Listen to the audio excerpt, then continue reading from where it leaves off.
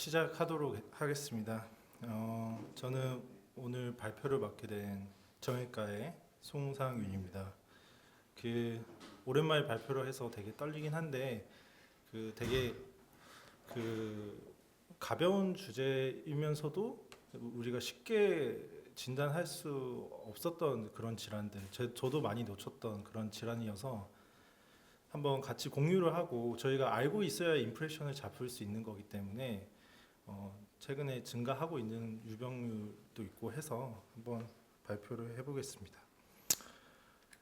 그래서 우선은 이 공부를 하면서 알게 된 건데, 캐스케이드라는 말이 있더라고요. 그래서 오스테오포틱 프랙처 캐스케이드는 이미 알고 있었던 단어긴 한데, 캐스케이드라는 단어가 폭포라는 라틴어더라고요. 그래서 폭포인데 되게 잘 지었다, 말을 되게 잘 지었다라는 생각이 드는 게, 오스테오포틱 프랙처 캐스케이드는 보통 그냥 일반적인 낙상에 의해서 디스탈 라디우스 프랙처가 일어나고, 그 다음에 컴프레션 프랙처, 벌테브럴 컴프레션 프랙처가 일어나고, 인터트록 프랙처나 프록시말 피머 프랙처가 일어나고, 최근에는 프레질리티 프랙처 펠비스라고 해서 펠비스 쪽에 프랙처가 발생이 됩니다. 근데 이게 고령화가 됨에 따라 옛날에는 사실은 돌아가셨던 분들이 진단되는 경우도 있는 거고, 그리고 이렇게 프랙처가 하나하나씩 증가할 때마다 사망률 자체가 2배에서 3배 정도 일어납니다. 인터트록 프랙처 같은 경우에는 1년 내 사망률이 열에 한 3명 정도는 돌아가십니다. 그래서 프레질리티 프랙처 환자분들은 더더욱 더 사망 위험도가 높다고 나와 있고, 점점 환자 유병률이 증가하고 있는 상태입니다. 그래서 프레질리티 프랙처 오브 펠비스는 크게 앞쪽이랑 뒤쪽으로 나눌 수 있고, 뒤쪽은 쉽게 생각하면은 세이크럼이고, 앞쪽은 앞쪽 구조물들이 있습니다. 그래서 대부분은 그 높은 높이가 아니라 그냥 서 있는 높이에서 떨어졌는데도 불구하고 통증을 발생하고, 갑자기 환자분들이 못 걷겠다, 그리고 침대에서 돌아누는 것도 잘 안 되고, 이런 증상들로 나타납니다. 그래서 그 심텀 자체를 언더 에스티메이트 하고, 그 다음에 다이그노시스 자체가 딜레이 되는 경우가 많습니다. 저희는 그 중에서 세이크럼 프랙처가 있는 경우 세이크럼 인서피시시 프랙처에 대해서 알아보겠습니다. 그래서 세이크럼 인서피시시 프랙처는 세이크럼 에리아에 그 프랙처가 있는 거고, 리스크 팩터는 오스테오포로시스, 메타스타틱 프랙처, 캔서, 라디오 RT 한 경우에 그 다음에 여러 가지가 있고, 인시던스는 리스크 파퓰레이션에서 1에서 5% 있습니다. 하지만 최근에 유병률이 증가하고 있고, 그 세밀한 클래시피케이션은 포라멘 기준으로 1, 2, 3로 나눌 수 있고, 증상을 기억했으면 좋겠습니다. 그래서 못 움직이는 거, 할머니가 꾀병 부리는 것도 아닌데 걷지도 못하고 돌아눕는 것도 안 된다, 이런 식으로 환자분들이 옵니다. 패트릭 테스트를 했을 때 파지티브가 나오고요. 그래서 다이그노시스는 엑스레이 봤을 때 디스플레이스먼트가 거의 없기 때문에 거의 다 뭐 정상으로 판단할 수도 있고, 그래서 CT 상에서도 디스플레이스먼트가 거의 없는 경우도 많습니다. 그래서 골든 스탠다드는 MRI로 돼 있고, 보통 저희가 MRI 찍을 때 펠비스까지는 잘 보진 않죠. 그래서 펠비스를 유심 있게 보면은 다르다. 그리고 본스캔 같은 거를 해서 시그널 볼 수 있지만, SI 조인트가 그 오스테오 아스라이티스가 있는 경우에는 그쪽 부위도 하이 시그널로 나올 수도 있기 때문에 본스캔보다는 MRI가 더 정확한 진단 방법이다라고 알고 계시면 되고, 트리트먼트는 사실 간단합니다. 수술 아니면 컨저버티브입니다. 근데 컨저버티브인데 페인 컨트롤을 잘 해줘야 되고, 블락 같은 거 좀 줘도 되고, 베드레스트를 해야 되는데, 이 환자분들이 문제가 뭐냐면은 모달리티가 되게 모달리티가 되게 높습니다. 88세, 90세 이런 환자분들이 오는 거기 때문에 DBT나 PTA, 그 다음에 뭐 스트로크 같은 거나 소어나 이런 것들을 잘 봐야 되기 때문에 그러한 케어들이 매우 중요하고, 그리고 메디케이션은 최근에는 비스포스포네이트보다는 PTH 같은 제제들을 써서 골 형성을 더 촉진시켜 줘야지 페인 릴리프나 아니면은 환자분이 빨리 침상 밖으로 나올 수 있게끔 할 수 있습니다. 세이크로플라스티나 또는 우리가 스크루나 이런 것들을 넣어서 환자분이 빨리 걷게 할 수 있다. 게 있습니다. 그래서 오퍼레이션은 언제 해야 되고 컨저버티브는 언제 해야 되는지에 대해서 요 영역은 조금 더 정형외과적이긴 하지만 알고 있으면 조금 좋을 것 같아서 제가 했던 케이스 4가지인데 빠르게 조금 진행해 보겠습니다. 첫 번째 케이스는 OP 케이스인데 84세 남자분이고 2m 높이에서 떨어지셨고 기저질환으로는 프로스테이트 캔서랑 스트로크가 있습니다. 이분 같은 경우에는 저명하게 프랙처 라인이 관찰이 되죠. 그리고 인터트로크 프랙처도 있는 상황입니다. CT의 액츄얼 뷰에서 보시면은 저명하게 프랙처 라인과 메타스타틱 돼 있는 양상을 볼 수 있습니다. 코로나 뷰에서 보시면은 조금 더 저명하게 프랙처 양상 보이고 있고 인터트로크 프랙처도 같이 동반되어 있습니다.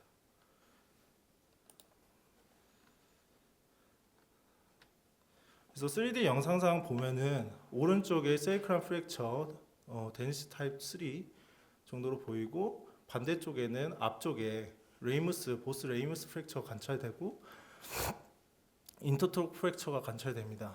그래서 이 환자 같은 경우에는 펠빅 링 자체가 인스테빌리티가 있기 때문에 페인도 많고 환자분이 인터트로크도 있고 그래서 결국에는 우리가 중요한 건 환자를 밥을 먹이는 게 중요하거든요.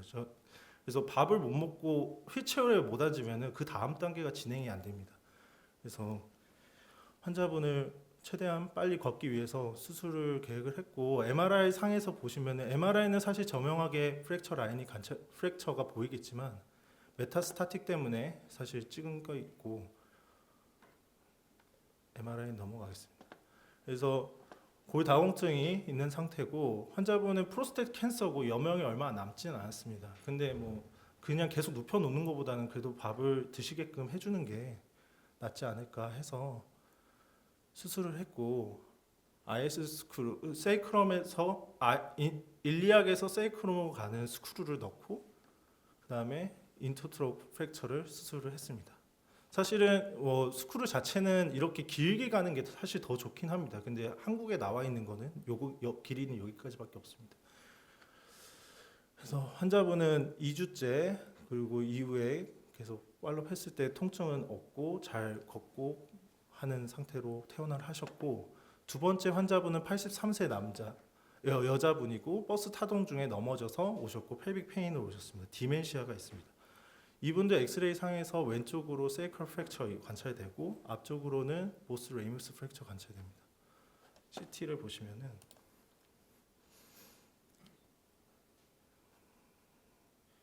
사실 약간 조금 더 센 그 메커니즘에 의해서는 프랙처가 이렇게 저명하게 보이는 양상이 많습니다. 그리고 그런 경우에는 앞쪽과 뒤쪽이 다 안 좋은 스테빌리티가 좋지 않은 양상이 보이고 이렇게 포라멘을 침범한 경우에는 뉴럴로직 심턴까지도 동반할 수 있고 환자분이 언스테이블 하다 보면은 결국에는 이 앞쪽으로는 베슬들이 많기 때문에 수술을 해주는 게 낫다고 되어 있고 환자분도 페인 컨트롤을 위해서는 수술을 해야 합니다. 사실은 이렇게 굵은 스크루는 있긴 한데 이렇게 조금 작은 스크루는 S2 쪽에 넣어주면은 환자분이 S2가 사실은 우리가 걸어 다닐 때 체중 부하가 넘어가는 그 선이거든요. 그래서 이렇게 해주면 바로 걸을 수 있고 환자분은 컨트롤이 잘 됩니다. 앞쪽은 사실 중요한 구조물은 아니기 때문에 수술은 안 해도 되고요. 수술하고 난 다음에 스크루 자체는 S1에 하나 잘 들어갔고 S2에 잘 들어가 있는 소견을 보입니다.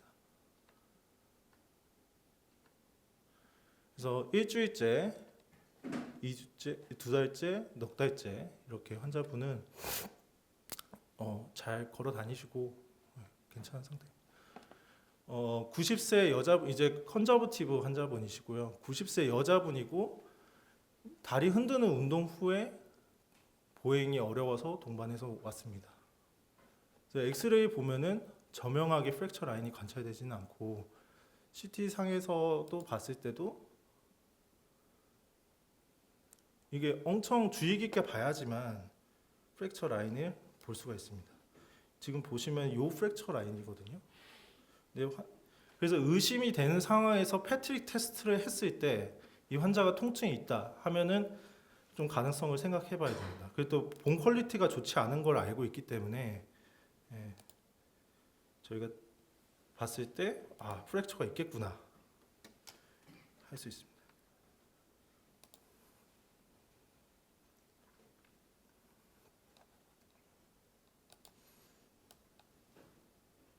여기 좀 보이시나요? 여기 보시면은 여기에 요 비크, 요 작은 비크 하나거든요.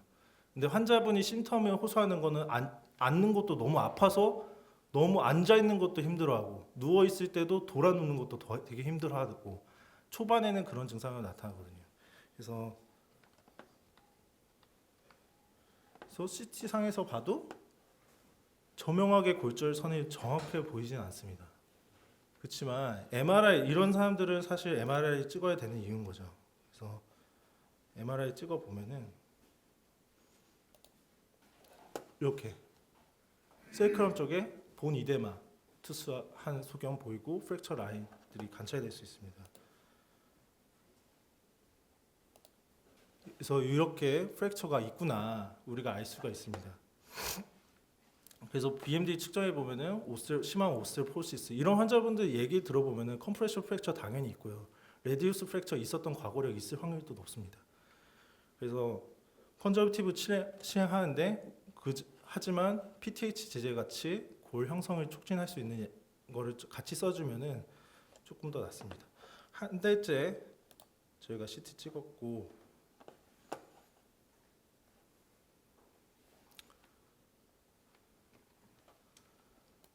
이 영상이 잘 안 넘어가진 않는데 이쪽에 본 포메이션 되는 소견이 보이고요. 그래서 3주 4일째부터 환자분 통증도 많이 줄고 다리 땡긴 것도 없다. 그래서 엠블레이션 한번 시행해보고 환자분 엠블레이션 가능하다 싶으면은 그때부터 워커 보행을 시작을 합니다. 케이스 4도 사실은 거의 비슷한 증상으로 88세 여자분이고 서 있기 어려워서 내원합니다. 그래서 본 퀄리티가 좋지 않은 거 보이고 프랙처 라인은 저명하게 확인되지는 않습니다. CT 상에서 보시면은 저희가 지금 의심을 해서 사실은 살짝 보이는 그런 느낌이 있거든요. 이런데 살짝. 근데 이런 거 피딩 베슬이라고 할 수도 있어서 잘 봐야 되고 심텀이랑 이걸 매칭을 좀 잘 시켜야 됩니다. 그래서 코로나 뷰에서 보시면은 보이시나요? 이 작은 프랙처 라인 실선 같이 살짝 보이는 이렇게 프랙처 라인입니다. 그래서 환자분은 엄청 아파합니다. 생각보다는 엄청 아파합니다. 그래서 MRI 찍어 보면은 이렇게 세이크럴에 허옇게 본 이데마 하게 돼 있고 간혹은 이런 게 메타인 경우도 있기 때문에 주의 깊게 잘 봐야 되는 부분이 또 있습니다. 그래서 간혹 가다가 이 사람이 메타도 좀 의심되고 하면 본마코도 나가보고 체스트 업도면 CT를 아예 풀 워크업을 해서 다른 그 캔서 워크업을 해서 문제가 있는지도 확인해 보는 것도 중요합니다. 그래서 이 환자분은 타 병원에서 한 2, 3주 동안 병명을 못 찾아가지고 이쪽으로 오셨는데 BMD 상에서 났고 MRI 상에서 보이니까 세이크럴 인서피시 프랙처 컨저버티브 베드 사이드에서 눕히고 계속 PTH 주면서 경과 관찰하는 겁니다. 근데 베드 사이드에서 그냥 눕혀놓는 게 아니라 롤링을 계속 시키면서 소어 안 생기게끔 하고 PTE나 다른 DVT 생기지 않도록 모든 조치를 다 해야 됩니다. 한 달째.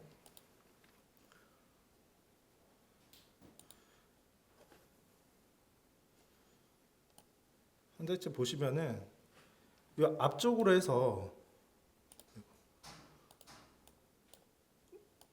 이게 한 달째여서 사실은 칼루스 포메이션이 많이 생기진 않지만 PTH 제제 같은 걸 쓰면은 페인 컨트롤뿐만 아니라 그 본 유니언 프로세스를 조금 보일 수 있거든요. 다음과 같이 좀 보입니다.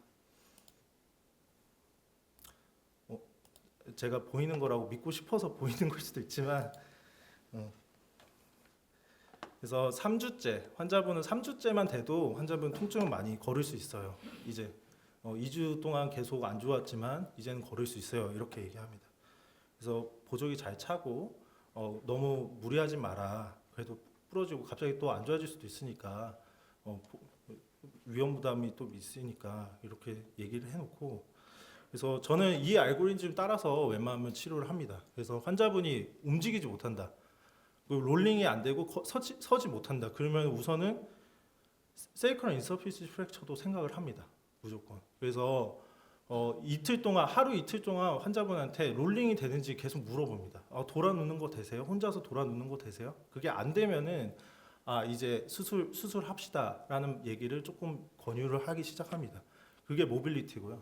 근데 롤링이 혼자서 가능하다, 그리고 수술이 너무 겁난다, 그리고 나는 좀 있을 수 있다라고 얘기하면은 OP를 생각 안 하고 컨저베티브를 좀 해보려고 합니다. 근데 당연히 프랙처가 너무 큰 경우에는 스테빌리티가 없다고 판단되는 경우에는 OP를 먼저 권장을 하고, 당연히 제일 중요한 거는 사실은 뭐 OP를 하든 안 하든 간에 안티 오스테오포로틱 테라피는 무조건 해야 된다. 왜냐하면은 페인 리덕션도 해줘야 되고, 그 다음에 힐링 타임을 빨리 가져가야지만 환자분이 앉고 걷고 쓰고 하는 것들이 할 수 있기 때문에, 그래야 다른 합병증을 예방할 수 있기 때문에 PTH 제제는 쓰지 못하는 경우가 아니라면은 좀 해보는 거를 저는 권장을 드립니다. 그래서 제가 생각한 테크홈 메시지는 우리가 이 진단명에 대해서 알고 있어야 된다.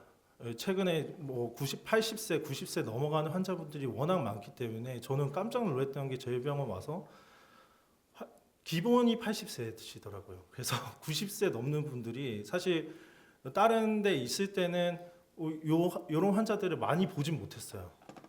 왜냐하면 그 정도의 고령의 환자들은 엄청 많이 오진 않았어가지고, 근데 여기 와서 더 약간 에이지가 더 많은 환자들을 보다 보니까 간간히 오시더라고요. 그래서 이 진단명을 그래도 환자분들 대할 때 이거 못 걷는다 그러면은 이런 진단명도 있었구나라는 것만 알고 계시면 좋을 것 같다라고 생각하고, 환자분의 심텀 자체는 못 섭니다. 쓰질 못합니다. 쓰려고 하면은 아파합니다. 이게 스파인 문제일 수도 있지만 세이크럴 프랙처 때문에 못 쓰는 경우도 많기 때문에 그거를 알고 있으면 좋을 것 같고, 그래서 거의 베드 리든에 오는 경우도 있고, 그냥 휠체어 타는 것도 막 힘들어가지고 안절부절 못하는 경우도 왕왕 있습니다. 그래서 이런 경우도 있고, 의심이 됐을 때는 MRI 또는 그 본 스캔을 해볼 수 있다라는 것과 PTSD 제제는 컨저버티브 옵션으로 쓸 수 있다라는 점을 알고 계시면 좋을 것 같습니다. 그래서 이런 그 오스테오포로틱한 프랙처에 대한 카스케이드의 마지막 단계에 대해서 잘 알고 있었으면 좋겠다 해서 이 발표를 준비해봤습니다. 네, 감사합니다. 사랑 제일, 행복 제일, 건강 제일, 진주 제1병원.